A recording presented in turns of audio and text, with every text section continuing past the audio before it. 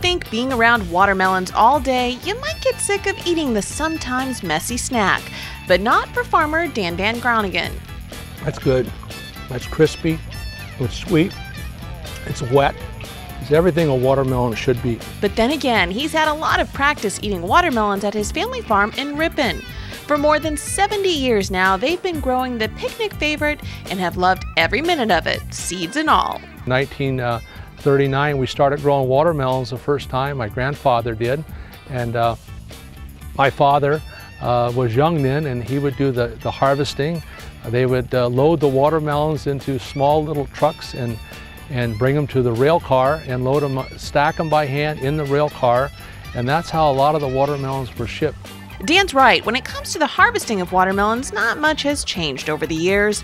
The melons love the warm days and cool nights the Central Valley offers them, and they take about 100 days to grow before they are plucked out of the fields by workers who transfer them to the harvest truck.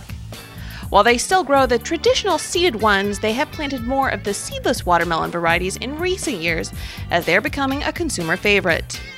But no matter which one you like, how do you pick the best melon?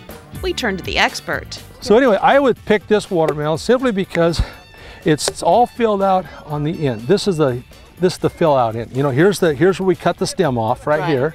Okay, and this is where it's growing. It's growing from this end. And it's all filled out.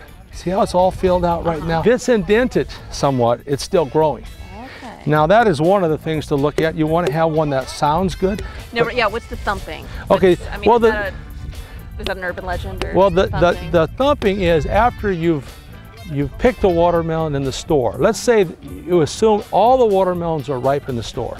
Everyone in that bin or on the shelf are ripe. Then you want to start feeling them. If they have a good sound to them, it means that they're not overripe. When they have a flat sound, it doesn't have a good ring to it. This has got a nice ring to it. If it's got a flat sound, it's either overripe or maybe it has a hollow heart. After the watermelons leave the field, they are taken here to the packing shed where they are sorted and even polished up a bit. There are now several generations of Van Groningens working together at the farm, including Dan's 86-year-old dad. In recent years, the family has diversified the farm and has 4,500 acres in production of a variety of crops. So now when the sun goes down on the melon harvest, work just begins on the other big crop, sweet corn.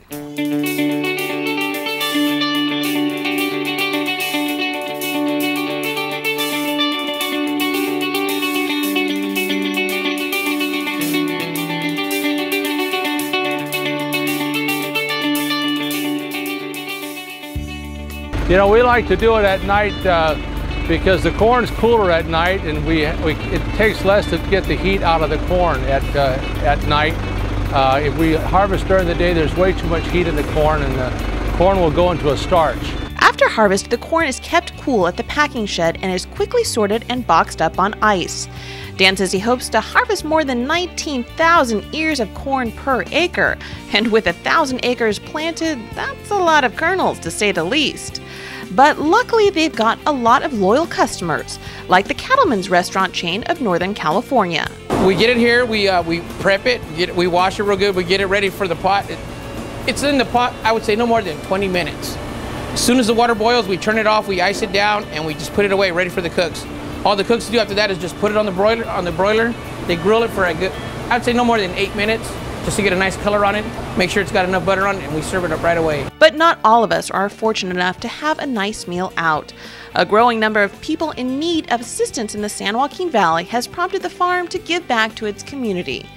Each week, the farm sends truckloads of produce to local food banks as part of the California Association of Food Banks Farm to Family program. We were seeing folks that when we went to the store, you recognize them working in the store, and then all of a sudden you see them at our doorstep. I think what each of us are given, you know, if we're given much, we're required to give a lot. Giving back to the community that supported them for more than 70 years now is just one of the many reasons this family farm continues to thrive now and no doubt well into the future too.